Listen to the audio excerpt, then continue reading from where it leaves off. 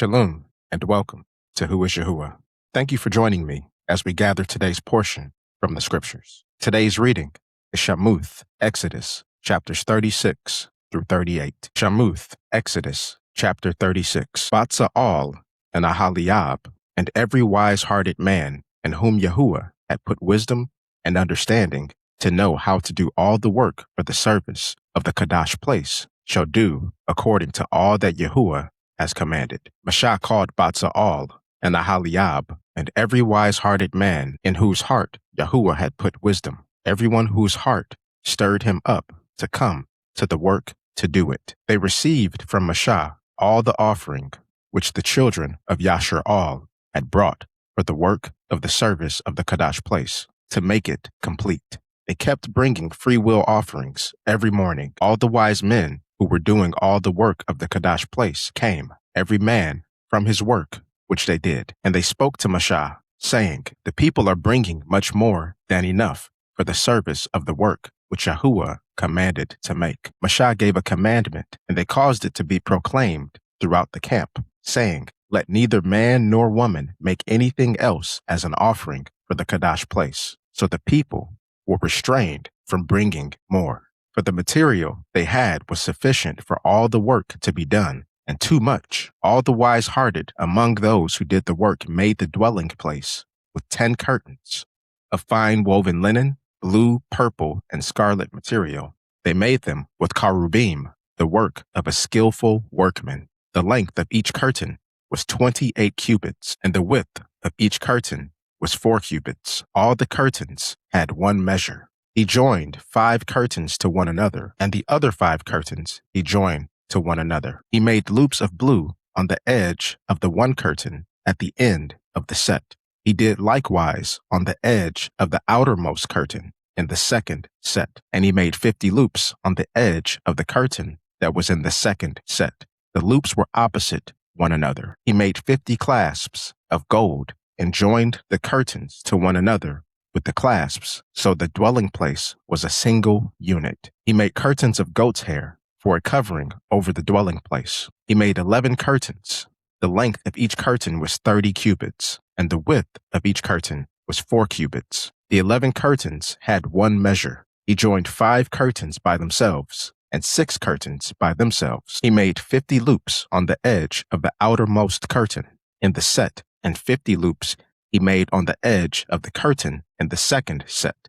He made 50 clasps of bronze to join the tent together so that it might be a single unit. He made a covering for the tent of ram's skins dyed red, and a covering of fine leather above. He made the boards for the dwelling place of acacia wood, standing upright. The length of a board was 10 cubits, and the width of each board was 1.5 cubits. Each board had 2 tenons joined to one another. He did this for all the boards of the dwelling place. He made the boards of the dwelling place, 20 boards for the south side, southward. He made 40 sockets of silver under the 20 boards, and 2 sockets under another board for its 2 tenons. For the second side of the dwelling place, on the north side, he made 20 boards, and their 40 sockets of silver, 2 sockets under one board, and 2 sockets under another board. For the far side of the dwelling place, westward, he made 6 boards. He made 2 boards for the corners of the dwelling place in the far side. They were double beneath, and in the same way, they were all the way to its top, to one ring.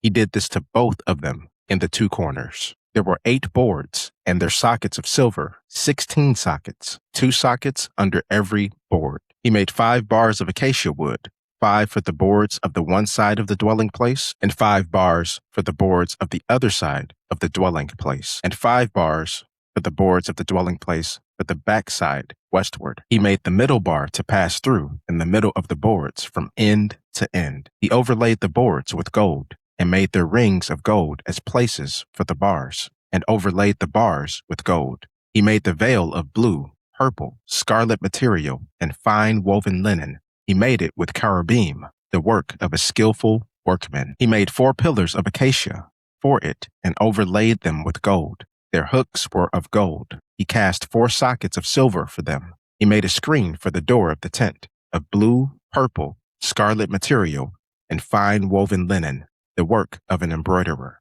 and the 5 pillars of it with their hooks. He overlaid their tops and their bands with gold. Their 5 sockets were of bronze. Shamuth, Exodus, chapter 37.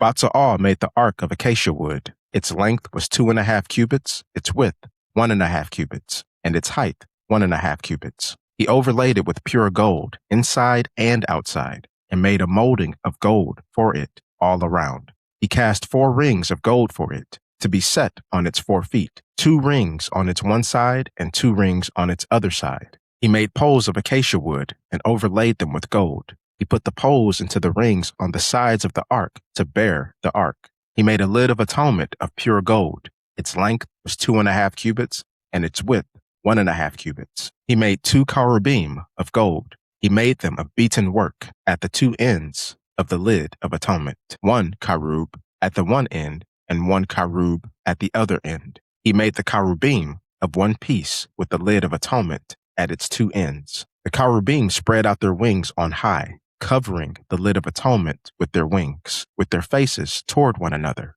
The faces of the cherubim were toward the lid of atonement. He made the table of acacia wood. Its length was 2 cubits, its width 1 cubit, and its height 1.5 cubits. He overlaid it with pure gold and made a molding of gold for it all around. He made a border of a hand width around it and made a gold molding on its border all around. He cast 4 rings of gold for it and put the rings in the 4 corners that were on its 4 feet. The rings were close by the border, the places for the poles to carry the table. He made the poles of acacia wood and overlaid them with gold to carry the table. He made the utensils which were on the table, its dishes, its spoons, its bowls, and its pitchers with which to pour out of pure gold. He made the manurah of pure gold. He made the manurah of beaten work. Its base, its shaft, its cups, its buds, and its flowers were of one piece with it. There were 6 branches going out of its sides, 3 branches of the manurah out of its one side, and 3 branches of the manurah out of its other side. 3 cups made like almond blossoms in one branch, a bud and a flower, and 3 cups made like almond blossoms in the other branch, a bud and a flower. So for the 6 branches going out of the manurah. In the manurah were 4 cups made like almond blossoms, its buds and its flowers, and a bud under 2 branches of one piece with it, and a bud under 2 branches of one piece with it, and a bud under 2 branches of one piece with it, for the 6 branches going out of it. Their buds and their branches were of one piece with it. The whole thing was one beaten work of pure gold. He made its 7 lamps, and its snuffers, and its snuff dishes of pure gold. He made it of a talent of pure gold, with all its utensils. He made the altar of incense of acacia wood. Its length was 1 cubit, and its width 1 cubit. It was square. Its height was 2 cubits. Its horns were of one piece with it. He overlaid it with pure gold, its top, its sides all around, its horns, and made a molding of gold all around it. He made 2 golden rings for it under its molding crown, on its 2 opposite sides, for places for the poles with which to carry it. He made the poles of acacia wood and overlaid them with gold. He made the Kadash anointing oil and the pure incense of sweet spices, according to the work of a perfumer. Shamuth, Exodus, chapter 38. He made the slaughter place of burnt offering of acacia wood. Its length was 5 cubits, its width 5 cubits, and it was square. Its height was 3 cubits. He made its horns on its 4 corners. Its horns were of one piece with it, and he overlaid it with bronze. He made all the utensils of the slaughter place, the pots, the shovels, the basins, the meat hooks, and the fire pans. He made all its utensils of bronze. He made for the slaughter place a grating of bronze network under its ledge, beneath, reaching halfway up. He cast 4 rings for the 4 corners of the bronze grating, as holders for the poles. He made the poles of acacia wood and overlaid them with bronze. He put the poles into the rings on the sides of the slaughter place, with which to carry it. He made it hollow with planks. He made the basin of bronze and its base of bronze from the mirrors of the serving women who served at the entrance of the tent of meeting. He made the courtyard for the south side. The hangings of the courtyard were of fine woven linen, 100 cubits long. Their 20 pillars and their 20 sockets were of bronze. The hooks of the pillars and their bands were of silver. For the north side, 100 cubits. Their 20 pillars and their 20 sockets were of bronze. The hooks of the pillars and their bands were of silver. For the west side, hangings were 50 cubits, their 10 pillars and their 10 sockets. The hooks of the pillars and their bands were of silver. For the east side, 50 cubits. The hangings for the one side were 15 cubits, their 3 pillars and their 3 sockets. And so for the other side, on this side and on that side, by the gate of the courtyard, were hangings of 15 cubits, their 3 pillars and their 3 sockets. All the hangings around the courtyard were of fine woven linen. The sockets for the pillars were of bronze. The hooks of the pillars and their bands were of silver, and the overlaying of their capitals was of silver. All the pillars of the courtyard were banded with silver. The screen for the gate of the courtyard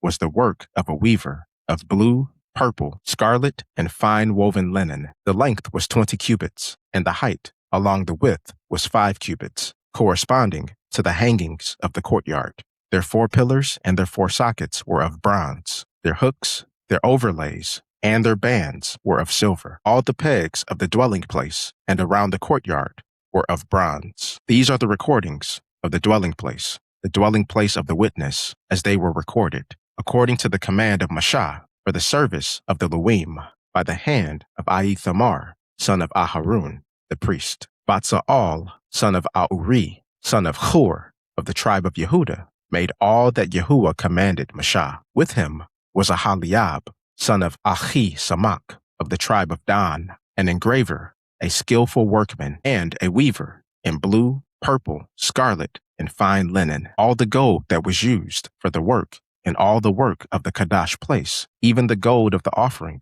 was 29 talents, and 730 shekels, according to the shekel of the Kadash place. The silver of those who were counted, of the congregation, was 100 talents, and 1,775 shekels, according to the shekel of the Kadash place. A bakah, a head, that is, half a shekel, according to the shekel of the Kadash place, for everyone who went to be counted, from 20 years old and upward, were 603,550 men. The 100 talents of silver for casting the sockets of the Kadash place, and the sockets of the veil, 100 sockets for the 100 talents, a talent or a socket. With the 1,775 shekels, he made the hooks for the pillars, overlaid their capitals, and made bands for them. The bronze of the offering was 70 talents and 2,400 shekels. With it, he made the sockets for the door of the tent of meeting, the bronze slaughter place, the bronze grating for it, all the utensils of the slaughter place, the sockets around the courtyard,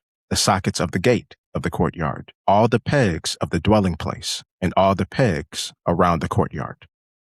Thank you for joining me to gather today's portion. May we continue seeking Yahuah through his word and growing in the knowledge of him, one day at a time, until Yahusha gathers us. Shalom.